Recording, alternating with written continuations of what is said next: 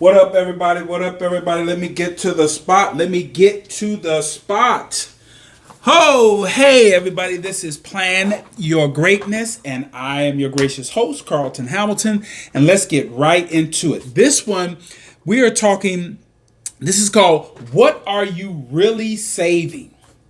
And this came to mind because the other day I was at a QT gas station, gas station convenience store, super on steroids. It has everything. And so as I pull up to the pump, I notice that there's a sign out there that says that if you sign up for our credit card, you'll get 25 cents off the next 200 gallons. And immediately I thought, oh my goodness, I have a transportation company. So man, 25 cents a gallon, I'm like, oh my goodness, that'd be a nice deal. But then I thought for a second. I said, let me do the math on that. Because let's think for a second. This isn't just at gas stations. If you go into a Target, Best Buy, they will say, hey, if you sign up for your credit card, you'll get 20% off this purchase. Man, and get people to do that. Cutting coupons, loyalty shopper, all ways to give you some slight discounts for purchasing their product either that time or maybe over an extended period of time. But in this situation, they say 25 cents off of your next 200 gallons. That sounds like a lot of gas, 200 gallons. Now let's think about it. My transportation company, I will burn through 200 gallons of gas in a short period of time with my vehicles. All right, so I said, let me do the math. Let's say like right now, gas is anywhere from $2 to $3 across the country. Let's say right here in Arizona, the gas prices are dropping, and I filled up today and the gas was $2.64. But let's make the math a little bit easier. Let's say the gas is $2.50 a gallon. Okay, so now if I go in there and boom, over the next 200 gallons, that means my gas is going to be, for those 200 gallons, that's going to be $500 that I've spent on gas. Okay. So if I get a 25% discount on every gallon of gas for the next 200 gallons, you know how much I'm saving? Yeah, do the math real quick on your calculator. Bam. $450. So I'm saving a whopping $50. Okay. So now, what are you going to do with that? You done just save $50 and it's only a one-time thing. So now they've got your credit card information. Boom, they sent you out a card, you qualified, you're using it to pay for gas. But that's all you're getting. You're getting a 25% discount off of the next 200 gallons of gas. And after that, you back to paying regular price. So $50. Let's think about that for a second. You save $50. What are you going to do with that? Are you going to save it? Okay, now let's think about it for a second. $50 over the next, like me, that could be a week of gas, 2 weeks of gas. I don't know, whatever. It's just going to, $50. For you, it may take a little bit longer because you're not going to spend that much gas. So over 2 months, 3 months, you done save $50. What you going to do with that $50? Buy some groceries? Buy shoes? Are you going to invest it into a CD? So my point with that is, and I asked the question, what are you really saving? Because I look at it this way, and I said that I want to get to a space where it doesn't matter what the price of gas is. So if you're sitting over here cutting coupons, what you're doing realistically, you are operating what I call in a limited scarcity mindset. Because you're saying that I need to do things to reduce my print as far as how much I'm spending.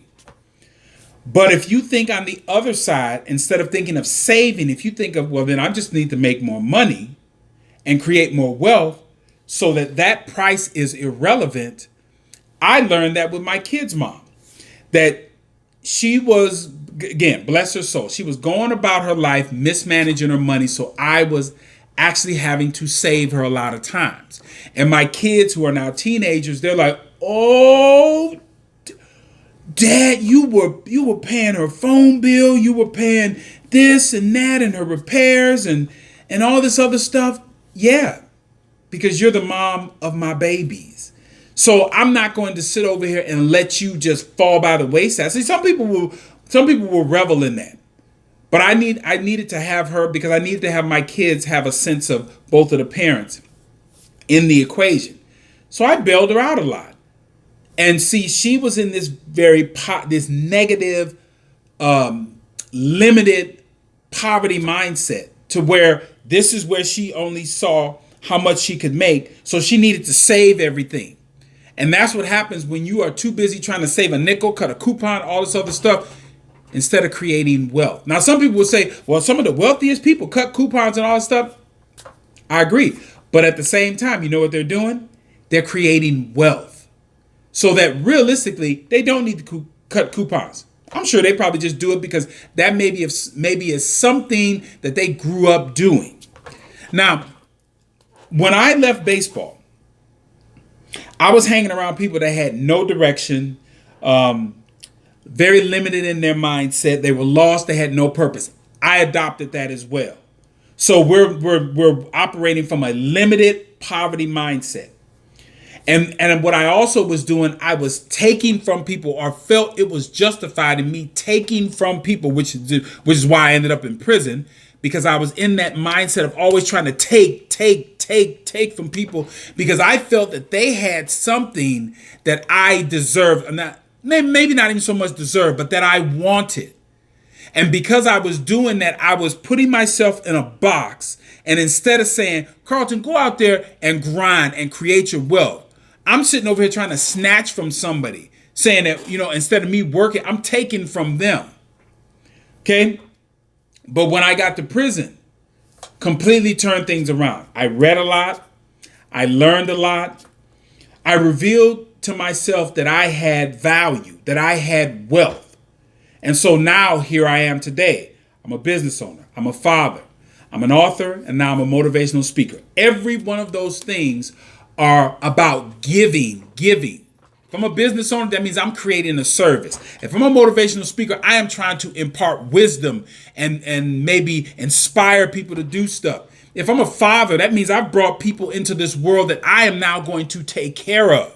So everything that I'm doing is and I'm an author. So that means I'm providing something that I believe can be of value to other people. Completely different mindset.